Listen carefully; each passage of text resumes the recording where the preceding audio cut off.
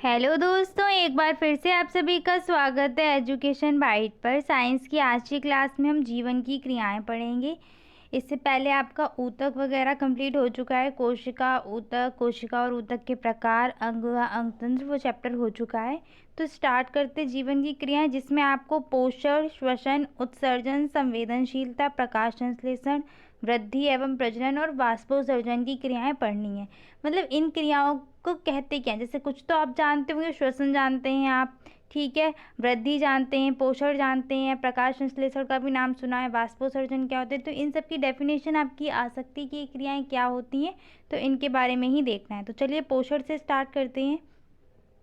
पोषण क्या होता है? पोषण एक प्रकार की जैव रासायनिक क्रिया है जिसके अंतर्गत सभी जीव अपने बाह्य वातावरण से भोज्य पदार्थों को ग्रहण करते हैं और इनसे मुक्त होने वाली ऊर्जा से शरीर का विकास या और कार्य करते हैं, ठीक है।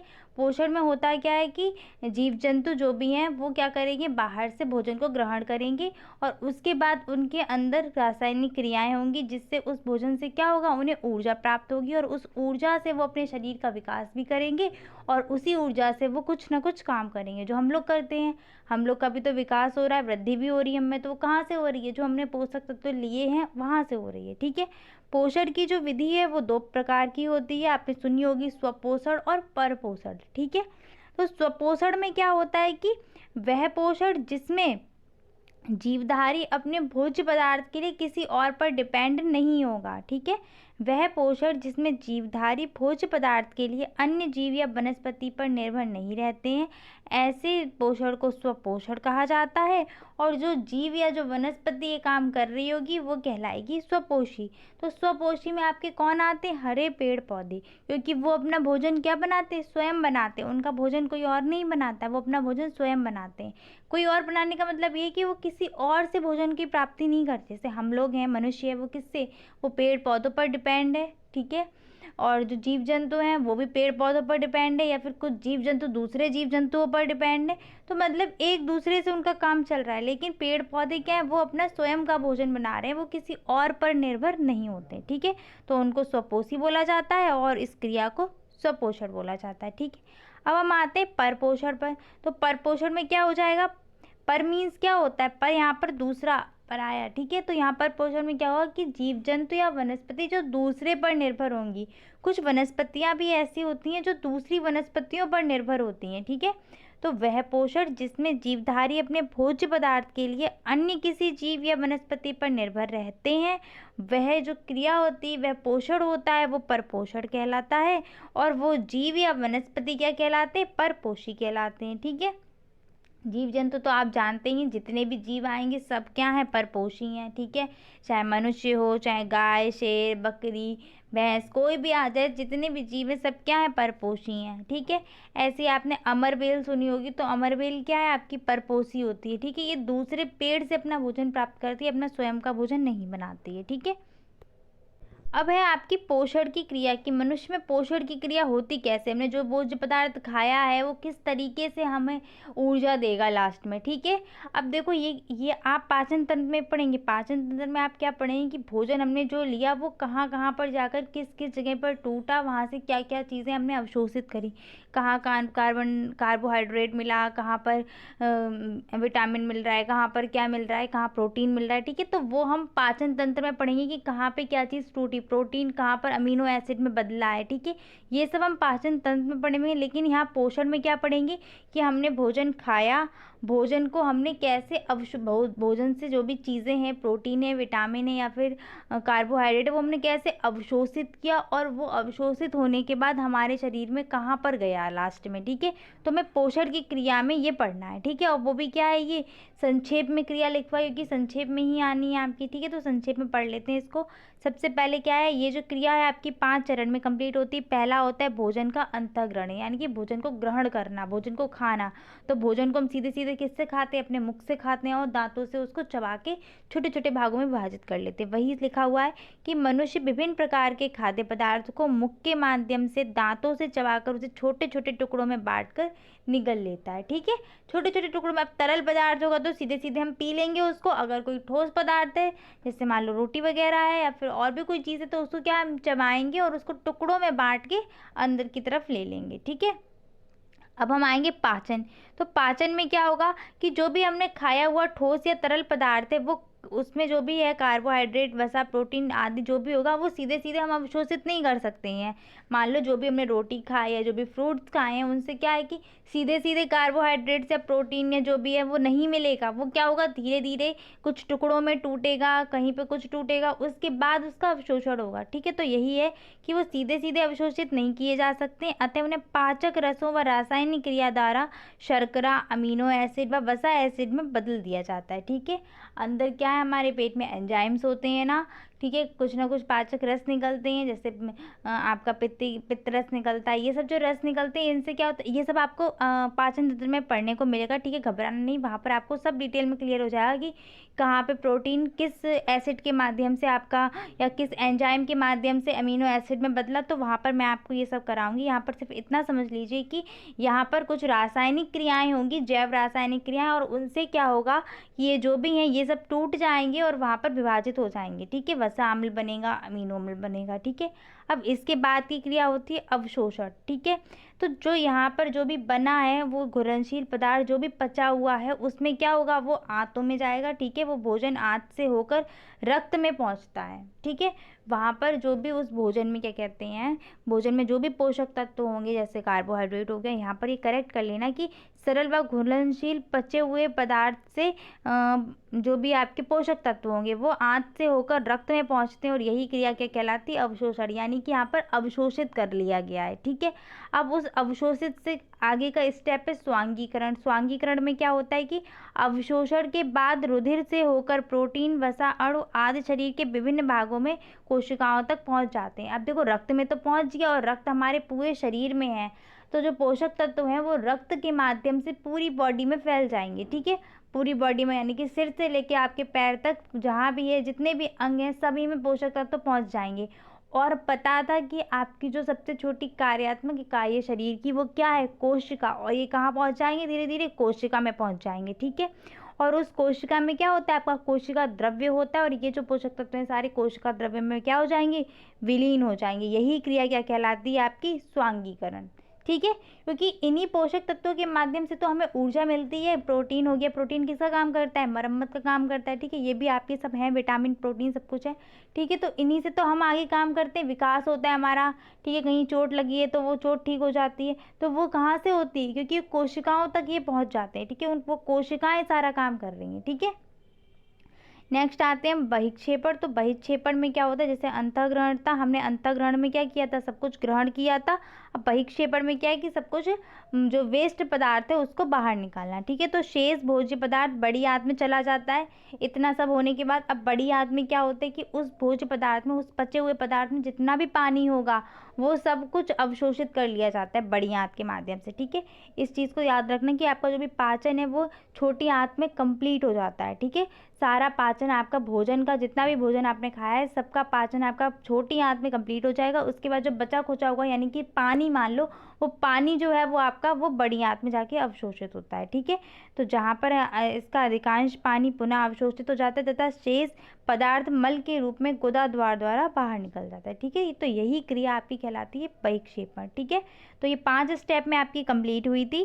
ठीक है, इन स्टेप को ध्यान रखना, ये एक बार क्वेश्चन आया हुआ है। पहला है अंतःग्रहण, फिर है पाचन, फिर है आपका अवशोषण, स्वांगीकरण, और उसके बाद आता है आपका बहिक्षेपण। ठीक है, नेक्स्ट आते हैं हम, सबसे इम्पॉर्टेंट आपका है प्रकाश संश्लेषण की क्रिया। इस बार आपके में ये क्वेश्चन आया भी था प्रकाश संश्लेषण का, और सेकेंड सेमेस्टर में भी आपका ये क्वेश्चन बन सकता है प्रकाश संश्लेषण की क्रिया से। तो इसको देख लेते हैं, प्रकाश संश्लेषण की क्रिया होती क्या है।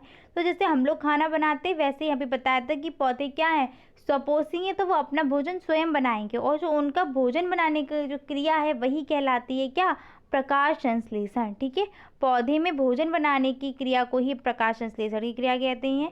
हरे पौधों में क्लोरोफिल नाम का एक वर्णक पाया जाता है। इस क्लोरोफिल के बहुत सारे नाम है, पर्णहरिम भी बोलते हैं इसको, पर्णहरित भी बोलते हैं, हरित लवक भी बोलते हैं। तो इस चीज़ को ध्यान रखना, पर्णहरिम या आपका क्लोरोफिल मिल जाए तो कंफ्यूज नहीं होना है कि पर्णहरिम अलग है क्या, क्लोरोफिल अलग है। यहाँ पर लिख देते हैं पर्णहरिम।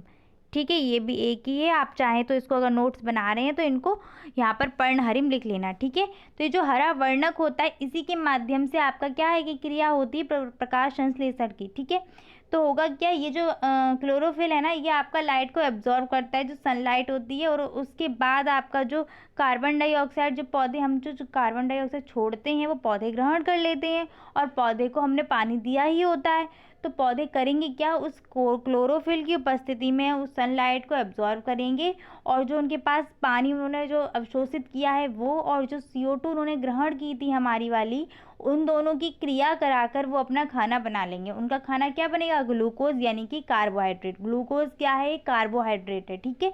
कार्बोहाइड्रेट के अंतर्गत बहुत सारी चीज़ें आती हैं, तो इतना याद रखो कि ग्लूकोज बना उनका, और ग्लूकोज बनने के बाद उन्होंने ऑक्सीजन गैस को छोड़ दिया, और वो ऑक्सीजन गैस जो है वो हम लोग वापस ग्रहण कर लेते हैं, ठीक है। और फिर ऑक्सीजन लेने के बाद हम लोग वापस से CO2 छोड़ेंगे, और वो CO2 वो लोग ग्रहण करेंगे, ठीक है। तो एक बार फिर से इस चीज़ को समझ लेते हैं कि प्रकाश संश्लेषण में होता क्या है। पौधों में भोजन बनाने की क्रिया को प्रकाश संश्लेषण कहते हैं। हरे पौधों में क्लोरोफिल नाम का एक वर्णक पाया जाता है, ठीक है, जिसके द्वारा ये क्रिया होती है। अगर ये नहीं होगा तो ये क्रिया नहीं होगी, ठीक है। तो पौधे में सूर्य के प्रकाश व क्लोरोफिल की उपस्थिति में ली गई कार्बन डाइऑक्साइड यानी कि CO2 व जल की क्रिया करके ग्लूकोज बनाते हैं पौधे, और ऑक्सीजन गैस को मुक्त करते हैं। ऑक्सीजन गैस इसमें मुक्त होती है, ठीक है। अच्छा, ये बात ध्यान रखना, भी मैंने बोला था ना कि क्लोरोफिल नहीं होगा तो क्रिया नहीं होगी। बहुत से ऐसे पौधे हैं जिसमें क्लोरोफिल नहीं पाया जाता है, तो वो भोजन नहीं बनाते, वो परपोषी होते हैं, ठीक। सबसे इम्पॉर्टेंट आपकी ये रिएक्शन है प्रकाश संश्लेषण की। इसमें होता क्या है, आपके कार्बन डाइऑक्साइड के 6 अणु और जल के 12 अणु मिलकर किसकी उपस्थिति में, सूर्य के प्रकाश व क्लोरोफिल की उपस्थिति में ग्लूकोज बनाते हैं। ये आपका किसका फॉर्मूला है, ग्लूकोज का फॉर्मूला है, ठीक है। और क्या करते हैं, ये ऑक्सीजन गैस को मुक्त करते हैं, ठीक है, और जल इसमें बाहर निकलता है, ठीक है। तो जल का इतना वो नहीं है, अब यहाँ पर जल इसलिए भी लिया है कि इसको बैलेंस कर लो आप, ठीक है। जो सही रिएक्शन है उसमें याद रखना आप कि 6 अणु होते हैं कार्बन डाइऑक्साइड के और 12 अणु होते हैं H2 के। अब इस रिएक्शन को आप इस तरीके से भी लिख सकते हो, 6 CO2 प्लस का 6 H2O, एरो लगा के बना दो, C6H12O6 और प्लस का 6O2, ठीक है। तो भी कोई दिक्कत नहीं है वहाँ पर। लेकिन जो ये मेन रिएक्शन है इसमें क्या होता है कि कार्बन के 6 अणु होते हैं और जल के 12 अणु होते हैं। अब इनको बैलेंस कर लो एक बार। कार्बन देखो यहाँ पर 6 है ना, 6 कार्बन ये हो गया, और यहाँ पर कितने कार्बन है, 6 कार्बन यहाँ भी हो गए, ठीक है। हाइड्रोजन को यहाँ टोटल इधर मतलब एरो के इधर साइड और एरो के इधर साइड बैलेंस किए जाते हैं, ठीक है। हाइड्रोजन की संख्या कितनी है यहाँ पर, 12 ये हाइड्रोजन और 6 दूनी 12 ये हाइड्रोजन, ठीक है। और यहाँ पर देख लीजिए कितने हैं, 12 और 12 कितने हो गए, यहाँ टोटल 24 हो गए ना। यहाँ के देखिए 12 दूनी 24, ठीक है, 24 हाइड्रोजन यहाँ मिल गए, ठीक है। ऑक्सीजन को अब काउंट कर लो, तो ऑक्सीजन यहाँ कितने, 6 ऑक्सीजन यहाँ हो गए, 6 ऑक्सीजन यहाँ हो गए, ठीक है। और 6 दूनी 12 ऑक्सीजन यहाँ हो गए, यानी कि टोटल कितने ऑक्सीजन है, 24 ऑक्सीजन है, ठीक है। 12 ऑक्सीजन यहाँ हुए, और 6 ये 12 ये, और 12 12 24 ऑक्सीजन हो गए, ठीक है। यहाँ पर ऑक्सीजन को चेक करो, तो 6 दूनी 12 ऑक्सीजन और 12 ऑक्सीजन ये, ठीक है। तो ऑक्सीजन भी बैलेंस हो गए, ठीक है। बस 6 और 12 का खेल है, तो इस रिएक्शन को थोड़ा अच्छे से याद कर लेना, ठीक है। और बाकी का अभी रिएक्शन का पोर्शन भी आपका आने वाला है, तो थोड़ी चीज़ें वहाँ भी आपकी जो केमिस्ट्री है ना वहाँ पे क्लियर हो जाएगी, ठीक है। नेक्स्ट हम आते हैं इसमें प्रकाश संश्लेषण में आवश्यक तत्व कौन कौन से हैं। तो ये चीज़ आपको क्लियर हो ही गई होगी कि जो 4 चीज़ें आपकी कार्बन डाइऑक्साइड, जल, क्लोरोफिल और सूर्य का प्रकाश, ये चारों चीज़ें हमें चाहिए होगी। इनमें से कोई एक भी अनुपस्थित होगी तो क्रिया नहीं होगी, ठीक है। अगर क्लोरोफिल अनुपस्थित है तो भी प्रकाश संश्लेषण की क्रिया नहीं होनी है, सूर्य का प्रकाश नहीं है तो भी क्रिया नहीं होगी। अब आप यहाँ से समझ जाएंगे कि रात में पौधों में प्रकाश संश्लेषण की क्रिया नहीं होती, क्योंकि वहाँ पर क्या है, सनलाइट नहीं है, ठीक है। कार्बन डाइऑक्साइड नहीं होगी तो भी क्रिया नहीं होगी, जल नहीं होगा तो भी क्रिया नहीं होगी, ठीक है। चारों चीज़ें महत्वपूर्ण है, ठीक है। नेक्स्ट आते हैं हम संवेदनशीलता की तरफ। तो संवेदनशीलता क्या होती है, सेंसिटिविटी। इसमें क्या हुआ कि हम जो भी सजीव वस्तुएं होती हैं उनको क्या होता है, जैसे मान लो कोई भी उत्तेजना होगी ना तो उसके प्रति वो एकदम प्रतिक्रिया करेंगे। जैसे गर्म चाय रखी हुई है, वहाँ पर हाथ जाते ही एकदम क्या होता है, हट जाता है ना, ठीक है। मान लो कट लग गया तो एकदम से लगती है, तो वो क्या, वही तो संवेदनशीलता है। तो वही लिखा है यहाँ पर, बाह्य वातावरण के प्रकरणों, सर्दी, गर्मी, प्रकाश आदि के प्रभाव से सजीव व निर्जीव दोनों ही प्रभावित होते हैं, ठीक है। सर्दी गर्मी पड़े या बारिश हो, इनका प्रभाव निर्जीव वस्तुओं पर भी पड़ता है और सजीवों पर भी पड़ता है। निर्जीव वस्तु जैसे मान लो कोई टेबल है प्लास्टिक की, धूप में रखी हुई है और वहाँ पर बारिश भी हो रही, तो धीरे धीरे क्या होगी, वो नष्ट हो जाएगी ना, उस पे से परतें हटने लगेंगी, ऐसे लोहे पे जंग लग जाती है। तो देखो प्रभावित तो निर्जीव चीज़ भी हो रही है, सजीव भी हो रही है, लेकिन सजीवों में क्या खास गुण होता है कि जो सजीव वस्तुएं हैं उनमें संवेदनशीलता या उत्तेजनशीलता पाई जाती है, जिससे वो क्या होती है, उस चीज़ के प्रति अनुक्रिया कर सकती हैं, ठीक है, रिस्पॉन्स करेंगी या रिएक्ट कर सकती हैं, ठीक है। यही जो है इनका रिएक्ट करना और रिस्पॉन्स देना, यही तो संवेदनशीलता का गुण है। जैसे मान लो छुई मुई का पौधा हो गया, हमने उसको छुआ तो एकदम से उसकी पत्तियां बंद हो जाती हैं ना, सिकुड़ जाती हैं, तो वो क्या हुआ, उसने वहाँ पर एक क्रिया प्रदर्शित की, एक प्रतिक्रिया दी है हमारे छूने से, तो वही क्या है, संवेदनशीलता है। ऐसे ही हम लोगों में क्या है कि गर्म वस्तु से हाथ लगा तुरंत हाथ हटा लेते हैं, ठीक है, तो ये क्या है, ये संवेदनशीलता का गुण है, ठीक है। नेक्स्ट आते हैं वाष्पोत्सर्जन की क्रिया। सबसे इम्पॉर्टेंट आपकी वाष्पोत्सर्जन की क्रिया है।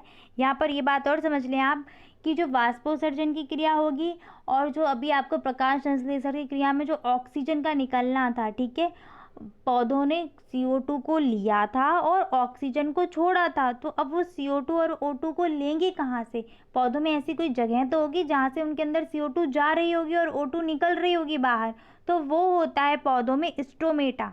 स्टोमेटा यानी कि रंध्र, उसको बोलते हैं हम रंध्र। पौधों में छोटे छोटे छेद टाइप के होते हैं, होल, जिनको हम रंध्र बोलते हैं, और इनको इस इंग्लिश में बोला जाता है स्टोमेटा, ठीक है।